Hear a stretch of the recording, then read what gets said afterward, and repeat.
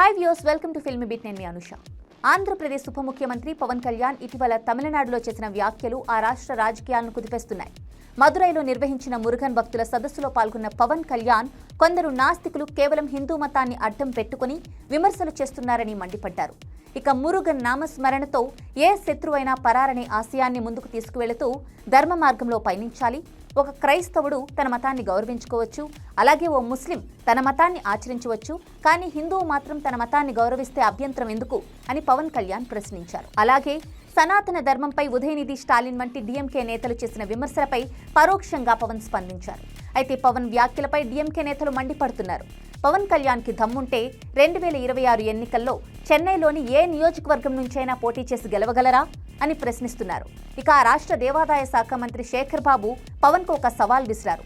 పవన్ తమిళనాడు ఎన్నికల్లో గెలిచి చూపిస్తే ఆయన చెప్పినా తాము వినడానికి సిద్ధంగా ఉన్నామన్నారు. అసలు తమిళనాడులో పవన్కి ఏం సంబంధం ఉందని ఇక్కడికొచ్చి తమని ప్రశ్నించడానికి? అసలు ఆయన ఎవరని తీవ్రస్థాయిలో మండిపడ్డారు. బీజేపీ మత మాయలో పడవద్దని తమిళులకు ఆయన సూచించారు. ఇక పవన్ వ్యాఖ్యలపై తాజాగా కోలీవుడ్ సీనియర్ నటుడు సత్యరాజ్ తీవ్రంగా స్పందించారు. వీసీకే పార్టీ కార్యక్రమంలో పాల్గొన్న సత్యరాజ్ దేవుడి పేరుతో తమిళనాడులో రాజకీయాలు చేస్తే ఊరుకోం, పెరియార్ సిద్ధాంతాలను నమ్మిన తమిళ ప్రజలను మీలాంటి వారు మోసం చేయలేరు, మదురైలో నిర్వహించిన మురుగన్ సభతో తమిళుల్ని మాయ చేయాలనుకుంటే అది ఖచ్చితంగా మీ తెలివి తక్కువతనమే అవుతుంది అని కట్టప్ప అన్నారు. తెలివైన ప్రజలున్న తమిళనాడులో మీలాంటి వారి ఆటలు సాగవు అంటూ తీవ్రస్థాయిలో విరుచుకుపడ్డారు సత్యరాజ్. ప్రస్తుతం ఆయన వ్యాఖ్యలు సోషల్ మీడియాలో వైరల్గా మారాయి.